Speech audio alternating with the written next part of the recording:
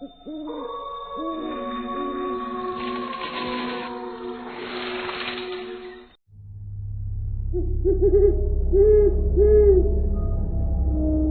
रात के 10 बजे का समय था। चारों ओर सन्नाटा फैला हुआ था। हवा तेज और ठंडी चल रही थी। जंगल के बीच एक कच्ची पक्की रोड बनी हुई थी। उस रोड पर एक कार खड़ी हुई थी। कार का मालिक वहां खड़ा हुआ किसी का इंतजार कर रहा था। वह बार बार अपने मोबाइल पर निगाह डालता और बुरा सा मुंह बनाकर इधर उधर टहलने लगता। वह एक इंजीनियर था जिसका नाम वरुण था, जो उस रोड को बनाने का काम कर रहा था। तभी एक जोरदार आंधी चली। वरुण भागकर अपनी कार के अंदर बैठने ही वाला था कि अचानक उसका हाथ किसी ने पकड़ लिया। वरुण उस हाथ के ठंडे स्पर्श से अंदर तक सिहर गया। उसने जैसे ही पलटकर देखा तो उसके सामने एक काली परछाई खड़ी थी, जिसकी आंखें रात के अंधेरे में लाल लाल चमक रही थी। वरुण ने हकलाते हुए उससे कहा, मुझे छोड़ दो, मुझे जाने दो। मैं इस जगह की तरफ अब कभी मुड़ के भी नहीं देखूंगा। उस परछाई ने भारी आवाज में वरुण से कहा, अब कोई फायदा नहीं। अचानक एक जोरदार आवाज में बादल गरजे और भयंकर बिजली चमकी।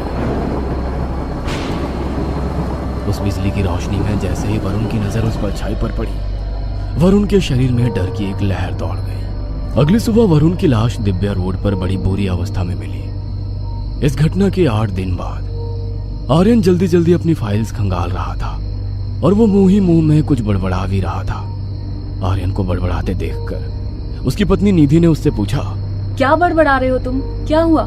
कुछ नहीं, ऑफिस से एक मेल आया है। कल कंस्ट्रक्शन का काम दिव्या रोड पर है, इसलिए मुझे वहां पर जाना है। आर्यन एक सिविल इंजीनियर था और इस बार पोस्टिंग उसे अपने ही जिले में मिली थी। दिव्या रोड का नाम सुनकर निधि को कुछ याद आ गया। वह दिव्या रोड के बारे में गूगल पर सर्च करने लगी। तभी एक साइट पर उसकी नजर गई। वहां लिखा था, खून का प्यासा रोड, दिव्या रोड, खौफनाक एक भूतिया रोड। लैपटॉप पर निधि के सामने अंधेरे में लिए उस रोड के फोटो सचमुच रोंगटे खड़े कर देने वाले थे। निधि के मन में डर बैठ गया। उसके दिल में अजीब अजीब सा ख्याल जन्म लेने लगे। कुछ ही सेकंड में उसके चेहरे पर डर झलकने लगा। वह खौफ के आलम में आर्यन से डरते हुए बोली, आप रोजाना घर तो आएंगे ना? आर्यन फाइल में पढ़ते पढ़ते बोला, अरे घर नहीं आऊंगा तो क्या वहीं पर घर बनाकर रहूंगा? कैसी बातें करती रहती हो। निधि ने लैपटॉप में आर्यन को वो भयानक तस्वीरें दिखाने लगी। तस्वीरें देखने के बाद आर्यन मुस्कुराते हुए बोला, तुम भी ना कमाल करती हो। अरे ये तस्वीरें सही भी है या नहीं, इसकी क्या गारंटी है? हाँ, ये सब फेक है। और वैसे भी मैं इन सब बातों को नहीं मानता। चलो अब सो जाओ, मुझे सुबह जल्दी उठना है। सुबह हो गई थी। आर्यन नाश्ता कर रहा था और निधि लंच के लिए टिफिन तैयार कर रही थी। तभी ड्राइवर ने हॉर्न बजाया। आर्यन ने वक्त देखा तो 9:15 बज रहे थे। वह फटाफट उठकर बैठ गया। उसने निधि को आवाज लगाई, निधि, मैं जा रहा हूँ। जी बस 5 मिनट रुकिए, टिफिन तैयार है। अरे रहने दो, लेट हो रहा हूँ, वहीं कुछ खा लूंगा। और वो गाड़ी में बैठकर चला गया। निधि को अफसोस हुआ कि पहली बार आर्यन बिना टिफिन के चला गया। लगभग आधे घंटे के बाद वह साइट पर पहुंच गया। वहां मजदूर काम कर रहे थे। आर्यन ने अपने नए असिस्टेंट से काम की जानकारी ली। उसके असिस्टेंट का नाम मनोज था। आधा काम तो हो गया है सर, आधा काम आप पर छोड़कर गए हैं वरुण सर। वरुण? कौन वरुण? और आधा काम करवाकर उन्होंने क्यों छोड़ दिया काम? आर्यन की बात सुनकर मनोज थोड़ा सकपका गया। उसने वरुण की मौत की बात आर्यन से छुपा ली। पता नहीं सर, अचानक छोड़कर चले गए, किसी को कुछ पता ही नहीं कि वो कहां चले गए। असिस्टेंट मनोज रहस्यमयी ढंग से बोला, मगर उसके दिल में पता नहीं क्या ख्याल आया। उसने धीमे से आर्यन से कहा, एक और बात सर, आज तक इस रोड का काम कोई पूरा नहीं कर पाया। किसी ने यह प्रोजेक्ट ही छोड़ दिया तो कोई गायब हो गया, तो किसी की यहीं पर एक्सीडेंट में मौत हो गई। क्या मनोज, 21वीं सदी के पढ़े लिखे इंजीनियर होकर ऐसी बातों पर विश्वास करते हो? अनबिलीवेबल। नहीं करता था सर, लेकिन वरुण सर के पहले ये प्रोजेक्ट रवि सिंह सर के पास था। उनकी मौत और फिर वरुण सर की मौत के बाद मुझे भी विश्वास हो गया है कि ये रोड भूतहा है। लेकिन तुम तो कह रहे थे कि वो काम छोड़कर चले गए। मुझे लगा कि आप भी डर की वजह से काम छोड़कर ना चले जाएं। मैं इन बातों को नहीं मानता मनोज। रवि सिंह साहब की मौत हो सकता है, एक एक्सीडेंट हो, और वरुण की मौत के पीछे भी कोई कारण हो सकता है। तभी आर्यन के मोबाइल का रिमाइंडर बजा। लंच टाइम, सब खाना खाने बैठ गए। मनोज खाने का टिफिन लाया था। उसने छायादार पेड़ के नीचे बैठकर आर्यन को भी बुला लिया, लेकिन आर्यन टिफिन नहीं लाया था। आर्यन ने सोचा कि अगर वो मनोज से कहेगा कि वो टिफिन नहीं लाया है तो मनोज को अपना खाना उसे शेयर करना पड़ेगा, जो वो नहीं चाहता था। उसने बहाना बनाते हुए कहा, ओह आज मेरा फास्ट है। ये बोलकर वो थोड़ा दूर छायादार पेड़ के नीचे बैठ गया और मुंह पर रुमाल डालकर थोड़ी देर सुस्ताने लगा। तभी अचानक एक अधेड़ उम्र का बूढ़ा आर्यन के पास आया और उसने घूरते हुए कहा, कहाँ साहब भूखे होंगे, ये थोड़ी सी छाछ पी लीजिए, गर्मी से थोड़ा आराम मिलेगा। आर्यन ने सोचा ये छाछ जरूर मनोज ने भेजी होगी। आर्यन को भूख तो लगी ही थी और आसपास भी कुछ नहीं दिख रहा था, तो उसने मना नहीं किया और झट से पी गया। थोड़ी देर बाद लंच टाइम खत्म होने के बाद मनोज आ गया। आर्यन ने मनोज से पूछा, छाछ तो अच्छी थी मनोज, हम बचपन में नानी के यहाँ ऐसी ताजी छाछ पीता था। छाछ? कौन सी छाछ सर? मनोज ने कांधे उचकाते हुए कहा, अरे मुझे लगा वो छाछ तुमने भेजी थी, तो वो कौन था? मनोज आश्चर्य से आर्यन को देखने लगा। अरे हो सकता है कोई मजदूर लाया हो। यहाँ अधिकांश मजदूर आसपास के गांव से आते हैं सर। आर्यन शाम को ऑफिस से घर आया तो निधि उसी का इंतजार कर रही थी। आप मुंह हाथ धोइए, मैं खाना लगाती हूँ, सुबह से भूखे होंगे। खाना खाते वक्त उसने मनोज की कही बातें निधि को बताई। आप ये प्रोजेक्ट प्लीज छोड़ दीजिए ना, मुझे सुबह से अजीब महसूस हो रहा है। अरे अभी तो शुरू भी नहीं किया और तुम छोड़ने की बात कर रही हो, और अगर छोड़ दिया तो प्रमोशन नहीं मिलेगी। अगले दिन आर्यन साइट पर काम कर रहा था। तभी अचानक रोड रोलर का हैंडल जाम हो गया और चालक नीचे कूद गया। वह रोड रोलर आर्यन की तरफ आने लगा। तभी आर्यन को किसी मजदूर ने दूसरी तरफ धक्का दे दिया और वो बच गया, वरना आर्यन का रोड रोलर पर ही पापड़ बन जाता। सभी लोग इकट्ठे हो गए, मनोज भी आ गया। शुक्र है भगवान का, ज्यादा चोट नहीं लगी सर। आर्यन ने इस घटना के बारे में निधि को कुछ नहीं बताया, ये सोचते हुए कि इस हादसे को लेकर वो बेवजह परेशान हो जाएगी। दूसरे दिन वो फिर से साइट पर गया। आज मनोज छुट्टी पर था और आर्यन के मन में अभी भी कल का वाकया घूम रहा था। तभी उसके पास खड़ी ट्रैक्टर के पीछे की ट्रॉली खुल गई और उसमें भरा कंक्रीट धड़ाधड़ बाहर निकलने लगा। ट्रैक्टर के ड्राइवर ने तुरंत ट्रैक्टर को आगे ले लिया, वरना आर्यन की वहीं पर समाधि पक्की थी। अब उसे सचमुच चिंता होने लगी। रोज के हादसे से वो परेशान हो गया था। शाम हो चुकी थी, रात होने में कुछ ही समय बाकी रह गया था। सभी मजदूर भी जा चुके थे। आर्यन जैसे ही कार में बैठा, मोबाइल पर एक मेल फ्लैश हुआ जिसमें लिखा था कि कलेक्टर विजिट के लिए आ रहे हैं। इस वक्त आर्यन ने खुद से ही पूछा, ठीक है भाई, सरकार के नौकर ही तो है हम। लेकिन काफी देर बीत जाने के बाद भी कोई नहीं आया तो उसके ड्राइवर ने कहा, सर वो घर पर बीवी अकेली है और 9वां महीना चल रहा है, अगर आप बुरा ना माने तो। हाँ ठीक है, तुम जाओ, मैं देख लूंगा। और ड्राइवर चला गया।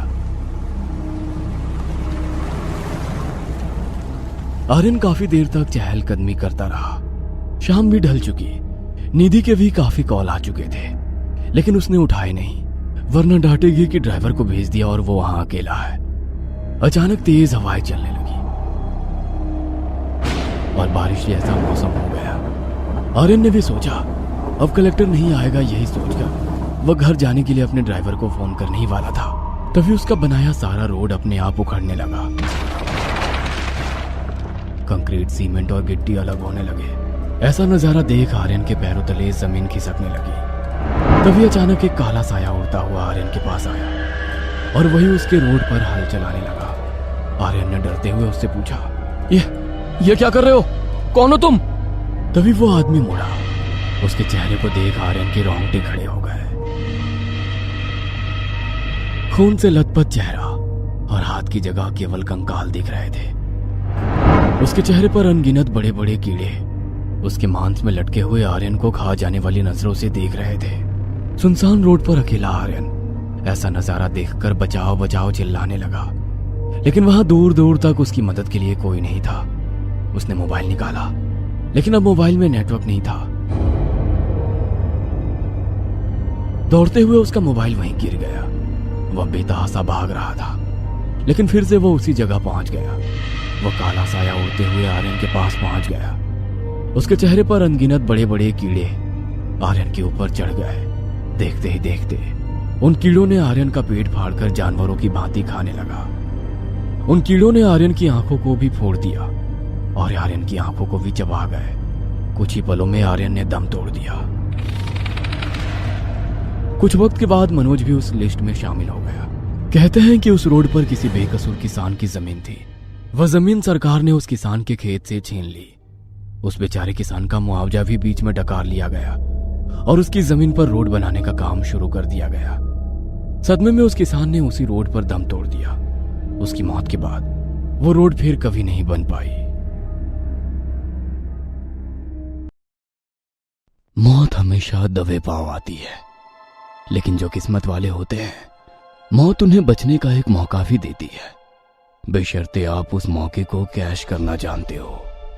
वैभव और अनीता को भी यह मौका मिला था जब वो आधी रात में प्यार और मस्ती के दो पल ढूंढने के लिए दबे पांव अपने घर से बाहर निकले थे। वैभव, जाने क्यों मुझे आज ऐसे बाहर जाते हुए मुझे कुछ अच्छा नहीं लग रहा। क्यों? आज क्या हुआ? पता नहीं, मगर आज तक मुझे ऐसा भी तो नहीं लगा जैसा ऐसा आज लग रहा है। तुम कुछ ज्यादा ही सोच रही हो। गाड़ी में बैठो। वैभव, वैभव, बिल्ली ने भी रास्ता काट दिया है। So what? तुम समझ नहीं रहे हो वैभव। एक तो मेरा मन बाहर जाने को नहीं मान रहा, ऊपर से काली बिल्ली ने हमारा रास्ता काट दिया है। ये अच्छे संकेत नहीं है। मेरी मानो वापस अंदर चलते हैं। 2 महीने बाद हमें बाहर जाने का ये मौका मिला है अनीता, और तुम इसे वेस्ट करना चाहती हो। प्लीज सिट, मेरा मूड स्पॉइल मत करो। वैभव, कार भी पंक्चर है। वो गॉड, अब तुम प्लीज फिर से अंदर जाने के लिए मत कहना। हम घूमने जाएंगे तो जाएंगे, मैं टायर बदलता हूँ। वैभव और अनीता के सामने एक के बाद एक कई चीजें हो रही थी जो उन्हें घर से बाहर जाने से रोक रही थी, मगर वैभव की जिद के आगे हर चीज को झुकना पड़ा। झुकना पड़ा अनीता के सिक्स सेंस को, झुकना पड़ा काली बिल्ली के रास्ते काटने को, और झुकना पड़ा कार के पंचर टायर को, क्योंकि मौत की होनी जीत रही थी।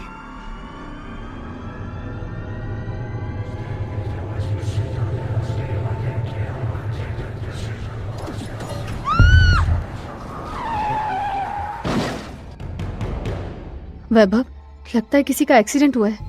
होने दो, उसे बचाने का ठेका नहीं ले रखा है हमने। कितने इंसेंसिटिव हो गए हो तुम वैभव। गाड़ी रोको।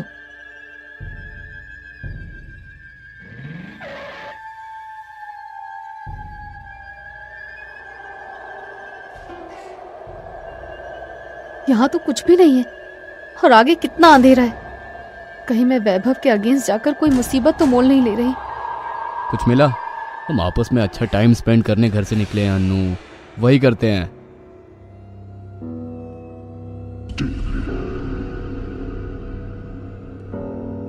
मैं कमरा बुक करके आता हूं।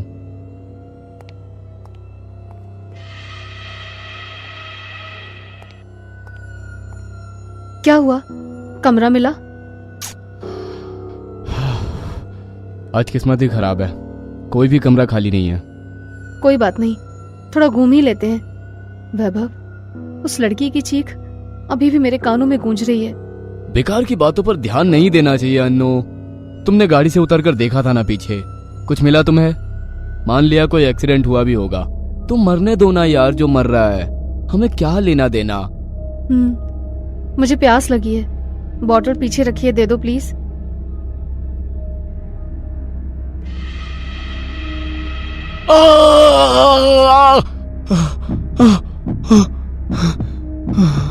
कौन हो तुम और यहाँ क्या कर रही हो? मैं उन्हीं हजारों विक्टिम में से एक हूँ जो सड़क दुर्घटनाओं में सिर्फ इसलिए मारे जाते हैं जिनकी समय पर कोई मदद नहीं करता। लोग हम जैसों की फिक्र नहीं करते, और अब चुड़ैल बनने के बाद मैं ऐसे लोगों की फिक्र नहीं करती, सबको मार डालती हूँ। तुम्हारी वाइफ को भी मार दिया। क्यों मारा? वो तो तुम्हारे लिए रुकी थी वहाँ। रुकना अलग बात है, पूरे मन से मदद के लिए आखिरी छोर तक पहुंचना अलग बात है। तुम्हारी बीवी अगर 4 कदम और आगे आ जाती तो मैं तुम्हें मारने नहीं इतने कदम चल कर आती।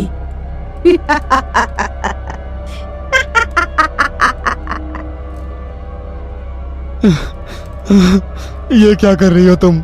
रोको इस कार को, रोको।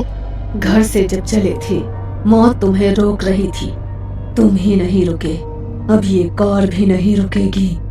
तुम्हारी गिनती भी मेरी मौत के जैसे सड़क हादसे का भेंट चढ़ेगी।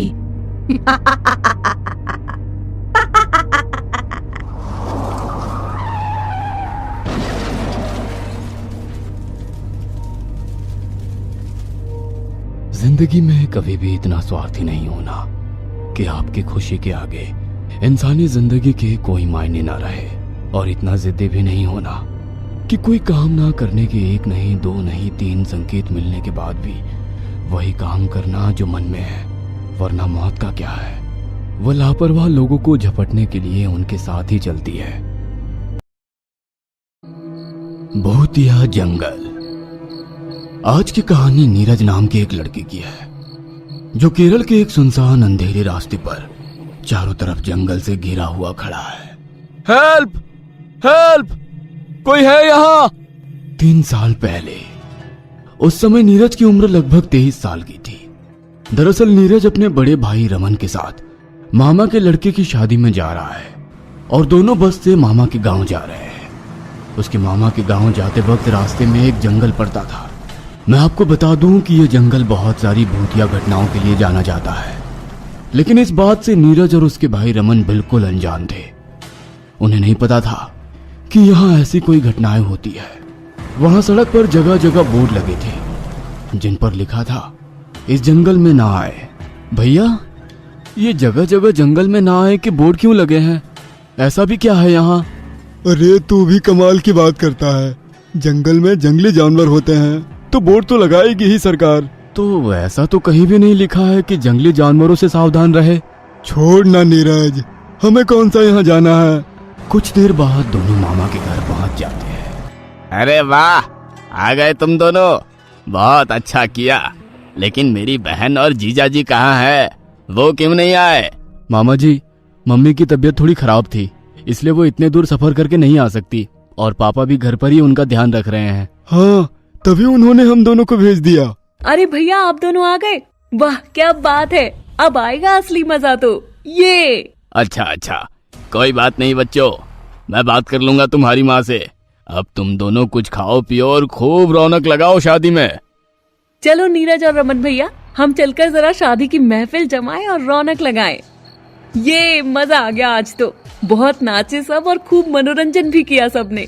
शादी के अगले दिन रमन और नीरज अपना सामान पैक कर रहे हैं और वापस घर लौटने की तैयारी कर रहे हैं। तभी वहां नीरज के मामा आ जाते हैं। अरे ये क्या बात हुई, तुम दोनों वापस जा रहे हो? हाँ मामा जी, शादी तो हो गई, अब जाना ही है। यह गैरों जैसा व्यवहार क्यों कर रहे हो? अरे असली काम तो शादी के बाद होता है। यहाँ सब संभालने में कौन मदद करेगा मेरी? ऐसी बात नहीं है मामा जी, मम्मी की भी तबीयत खराब है और पापा भी अकेले हैं ना। अच्छा ऐसा करते हैं रमन, तू यहाँ रह के मामा जी की मदद कर और मैं घर जाता हूँ, फिर तू आ जाना 4-5 दिनों में काम करवा के। हाँ, ये ठीक रहेगा। नीरज अपना सामान पैक करता है और बस स्टैंड के लिए निकल पड़ता है। गांव जाते वक्त तो उन दोनों को सफर में कोई भी परेशानी नहीं हुई थी, क्योंकि उसके साथ उसका भाई रमन भी था। लेकिन गांव से वापस लौटते वक्त नीरज अकेला था। नीरज पहली बार इतनी दूर अकेले सफर कर रहा था और उसको बिल्कुल भी अंदाजा नहीं था कि उसके साथ क्या होने वाला है। सफर काफी लंबा था और वो सफर करते करते काफी थक चुका था। इसी बीच उसे बहुत जोर की प्यास लगी, लेकिन उसकी बोतल का पानी भी बिल्कुल खत्म हो गया था। उस समय रात के 2:30 बज रहे थे और कहीं भी पानी की व्यवस्था नहीं थी। वो सोचता है कि जब बस कहीं रुकेगी तो वहीं से पानी भर लेगा। और तभी कुछ समय बाद एक छोटे से टी स्टॉल के पास बस रुकती है। नीरज काफी खुश हो गया था क्योंकि अब उसकी प्यास बुझने वाली थी। बस से उतरने के बाद वो अपने सिर को बाएं दाएं घुमाता है और देखता है कि वहां थोड़ी दूर पर एक नारियल पानी वाला है, लेकिन उसे आसपास कहीं भी पानी भरने के लिए कोई नल नहीं दिखता है। तो वो उस नारियल पानी वाले के पास जाता है। अरे क्या बात है भाई, बहुत सुनसान इलाका है, पानी तक नहीं दिख रहा है कहीं। यहाँ कोई आता जाता नहीं है क्या? नहीं भाई, ऐसी कोई बात नहीं है। आते तो हैं, लेकिन अभी रात का समय है तो कम ही लोग दिखते हैं। बस ऐसा ही है भैया। पानी तो मेरे पास है, मुझे 2 बोतल मैं भर कर ला देता हूँ।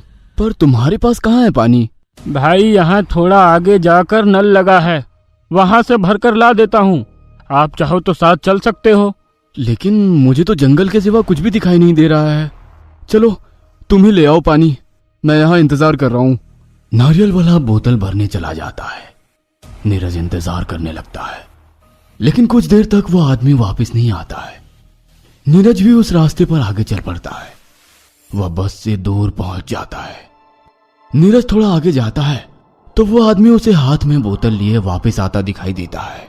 लो भाई, कहा था ना मैंने, पानी है यहाँ। हाँ, बहुत बहुत शुक्रिया भाई। लो पी लो। नीरज बोतल से पानी पीने लगता है, लेकिन जैसे ही मुंह में पानी डालता है तभी वो पानी खून बन जाता है और वो नारियल वाला आदमी वहां से गायब हो जाता है। नीरज बहुत डर जाता है और बोतल को दूर फेंक देता है। तभी वो मुड़कर बस की तरफ भागता है और देखता है कि बस वहां नहीं होती और ना ही कोई टी स्टॉल और ना ही कोई लोग। वह एक सुनसान सड़क पर जंगल से घिरा हुआ अंधेरे में खड़ा है। हेल्प हेल्प, कोई है यहाँ? तभी उसे जंगल में थोड़ी रोशनी दिखाई देती है। लगता है वहां कोई घर या लोग हैं, तभी रोशनी दिखाई दे रही है। वहीं जाकर मदद मांगता हूँ। वह जंगल में अंदर की तरफ चला जाता है। जैसे जैसे वो आगे जाता है वो रोशनी गायब हो जाती है। अचानक से उसे जंगल में एक स्त्री दिखाई देती है जिसके साथ एक छोटा बच्चा है। उस बच्चे की उम्र करीब 5 साल की लग रही थी। देखकर तो ऐसा लग रहा था जैसे कि वो बच्चा उसी स्त्री का है। उस स्त्री ने काले रंग की साड़ी पहन रखी थी। उसकी उम्र करीब 28 साल की लग रही थी। नीरज को यह देखकर तो अच्छा लगा कि उसके अलावा कोई और भी उसके साथ है, लेकिन उसे थोड़ा अजीब भी लग रहा था कि वो औरत जंगल में क्या कर रही थी। तुम इतनी रात को यहाँ क्या कर रहे हो? पता नहीं क्यों वो स्त्री बार बार नीरज को घूरे जा रही थी और उसका बच्चा भी उसे ही देखे जा रहा था। उस बच्चे को देखकर नीरज थोड़ा मुस्कुराता है, लेकिन वह बच्चा तो कोई भी प्रतिक्रिया नहीं दे रहा था। बड़ी अजीब बात थी। जी, आप इस वक्त जंगल में क्या कर रही हैं? चले जाओ यहाँ से तुम। लेकिन वो औरत कुछ नहीं बोलती और चुपचाप खड़ी रहती है।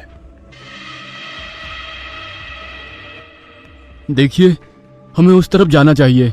वहां सड़क है, वहां से हमें मदद मिलेगी। अगर अपनी जान प्यारी है तो चले जाओ यहाँ से। आप भी जंगलों में खो गई थी क्या? मैंने कहा ना कि चले जाओ यहाँ से, तुम्हें सुनाई नहीं देता क्या? नीरज भी उसके पीछे जाता है और सड़क पर खड़ा रहता है। कुछ देर वहां खड़े रहने के बाद उसे हॉर्न की आवाज सुनाई देती है। लगता है कोई बस आ रही है, हम उसे रोक लेंगे। मुझे किसी की मदद नहीं चाहिए, तुम बस जाओ यहाँ से मुझसे दूर। तभी नीरज को दूर से बस आती हुई दिखाई देती है। वो औरत अपने बच्चे के साथ भागती हुई बस की तरफ जाती है। नहीं, रुको! वह भागकर उनके पास जाता है और जाकर बच्चे को पकड़ता है और इसी बीच नीरज को उन दोनों का असली चेहरा भी दिखाई देता है, जो कि बेहद डरावना और खूंखार लग रहा था। उस स्त्री का चेहरा बिल्कुल बिगड़ा हुआ था, जिसमें खून ही खून लगा हुआ था और ऐसा लग रहा था जैसे कि उसका चेहरा किसी चीज से कुचल दिया गया हो और उसकी एक आंख की जगह खोखली थी। उसके बाल तो किसी जानवर के जैसे लग रहे थे। मार डालो मेरे बेटे को। वही दूसरी ओर उसके बेटे का एक हाथ गायब था और सिर पर भी किसी गहरी चोट का निशान था। मुझे और मेरे बेटे को मार डाला, अब मैं किसी को जिंदा नहीं छोड़ूंगी। यह दृश्य देखकर नीरज की आंखें फटी की फटी रह जाती है और साथ ही उस वक्त वो अपने हाथ पैरों को बिल्कुल भी हिला नहीं पा रहा था। अचानक से उसके चारों ओर का वातावरण बिल्कुल बदल गया था। उसे बहुत ज्यादा गर्मी लगती है, जिससे उसके माथे से पसीना टपकने लगता है। मैंने बोला था तुझे कि चले जा यहाँ से, पर तूने नहीं सुना। अब तुझे भी बाकी सबकी तरह मरना होगा। नीरज पीछे हट जाता है और वो बस उन दोनों के आर पार हो जाती है। नीरज काफी डर जाता है और उसके हाथ पैर बिल्कुल सुन्न पड़ जाते हैं। वह बस भी नीरज के लिए नहीं रुकती है।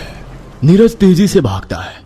वह पीछे मुड़कर देखता है तो वो औरत और उसका बच्चा पीछे आ रहे होते हैं और उनके पैर भी उल्टे होते हैं और लंबे लंबे कदमों से उसकी तरफ आ रहे होते हैं।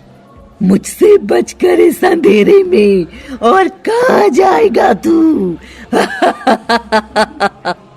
काफी दूर तक भागते हुए नीरज की सांस फूल जाती है और वो हांफने लगता है, लेकिन वो फिर भी भागता रहता है और वो औरत और बच्चे अभी भी उसके पीछे होते हैं।